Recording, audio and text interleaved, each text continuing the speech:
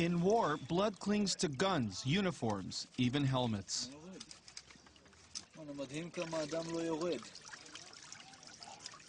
13 Israeli soldiers have just been killed. And just as blood sticks, so does the stain of being branded a war criminal. That charge was conceived on this battlefield. This is the West Bank city of Jenin. It's April 2002. These Israeli soldiers are regrouping. Following a wave of suicide bombings, Israeli forces struck at Palestinian militants in Jenin. They've encountered stiff resistance. Israeli reservist paratrooper Jonathan Van Kaspel is returning to the front.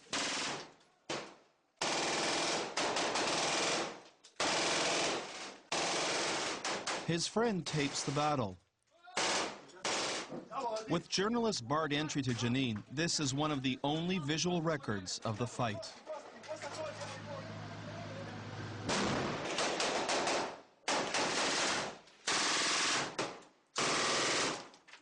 Twelve of my very good friends get killed in an ambush.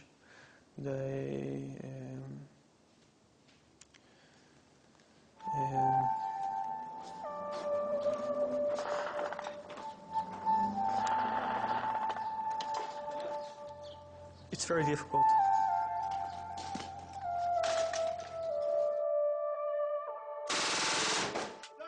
This is war. You don't see from where they shoot.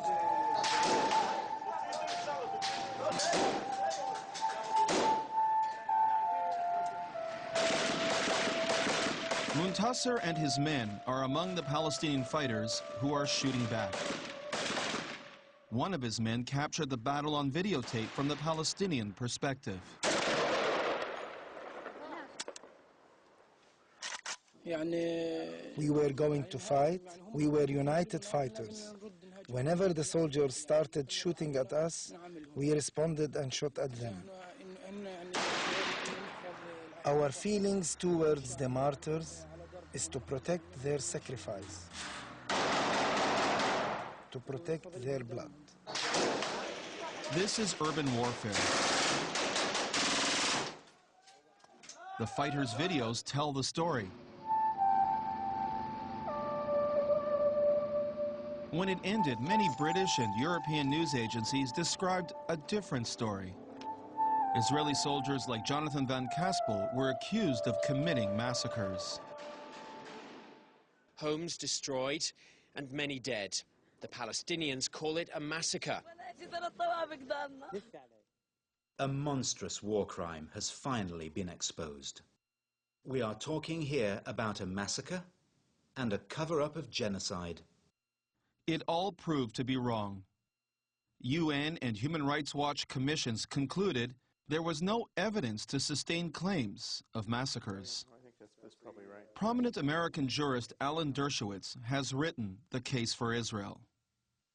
Many in the European media have become acclimated to believing that Israel is a genocidal, Nazi-like, horrible group of people who really get pleasure out of killing innocent Palestinians.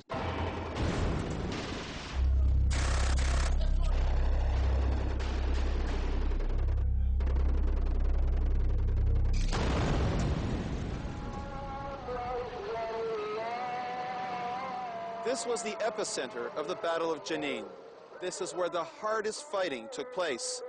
And it's also where the massacre myth was conceived. In 2000, 7 years of peace talks collapsed. The Palestinians initiated a violent uprising that was backed by Iraq and other Arab states. It reached its peak in March 2002. In just 1 month, 130 Israelis were killed in suicide bombings and shootings. A suicide bomber killed 29 people in the Park Hotel on the eve of Passover. Israel immediately launched a counteroffensive.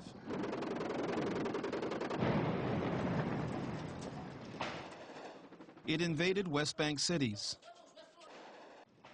Jonathan van Kaspel was called up to fight in Jenin. 25% of all Palestinian bombings and shootings emanated from Jenin. Palestinian fighters were entrenched in the heart of the city in what is known as the refugee camp. It is a warren of densely packed buildings and alleyways. This is Jonathan discovering explosive booby traps. Look out, because you are stepping on a bomb. And he told me, this is a bomb. I saw hundreds of them here. Jonathan claims an Air Force attack was called off because too many civilians would have been killed.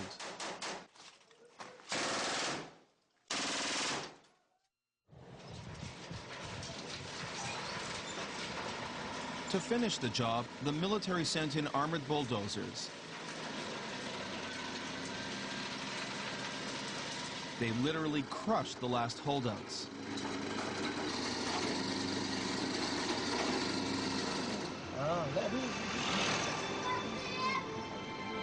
To check out Jonathan's version, we made contact with Palestinians who fought in Jenin. As we approached Jenin, a column of Israeli tanks were pulling out. They were fighting gunmen from the Al-Aqsa Martyr Brigade, the same fighters whom we hoped to meet. We're driving through Jenin now.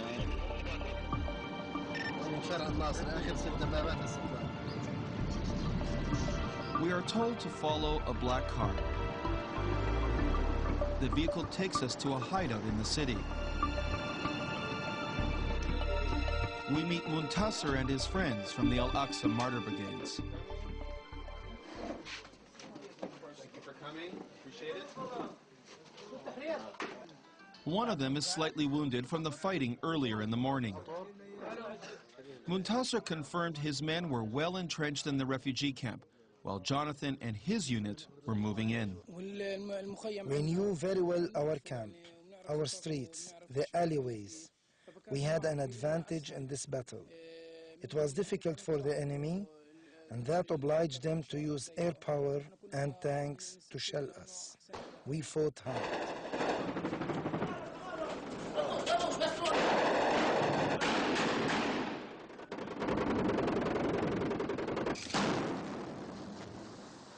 Muntasser also confirms Israeli bulldozers ultimately defeated them. The Israelis on the end of the 7th day were able to control the area after they started to use huge bulldozers to destroy houses above us and above the citizens. The big question remained, who was buried under the rubble?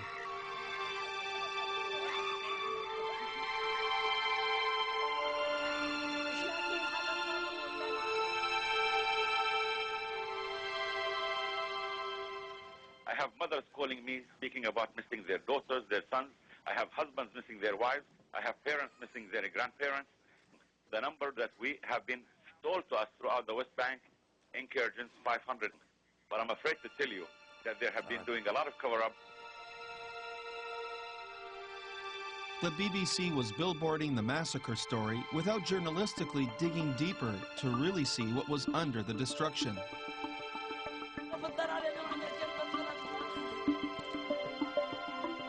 An amnesty expert was already accusing the Israelis of atrocities similar to the thousands murdered in Bosnia and Kosovo.